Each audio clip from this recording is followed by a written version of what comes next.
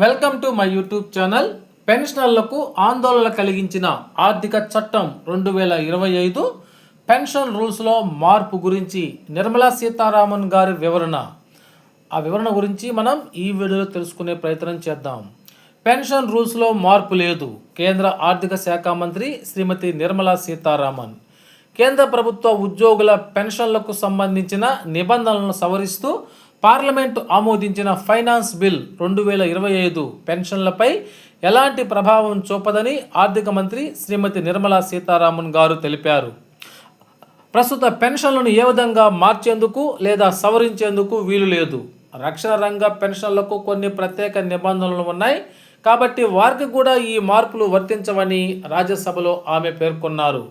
Pension నిధుల వ్యయం కోసం కేంద్ర ప్రభుత్వ ఉద్యోగుల పెన్షన్ నియమాలు మరియు సూత్రాల ధృవీకరణకు సంబంధించిన చట్టాన్ని రాజ్యసభ గురువారం ఫైనాన్స్ బిల్ 2025లో భాగంగా ఆమోదించింది. ఈ బిల్లును లోక్సభ కూడా ఆమోదించడం జరిగింది.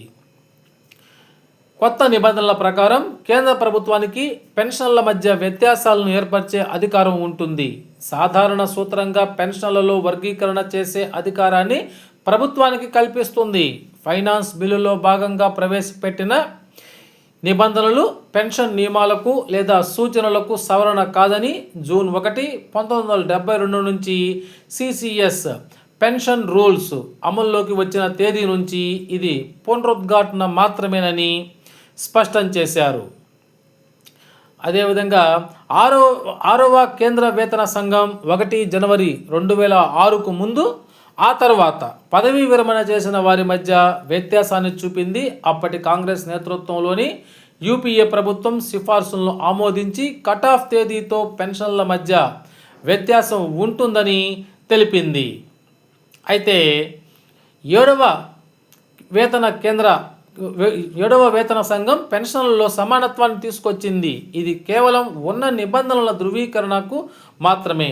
ఇది పౌర లేదా రక్షణ పెన్షన్లను మార్చదు లేదా సవరించదు అని అన్నారు.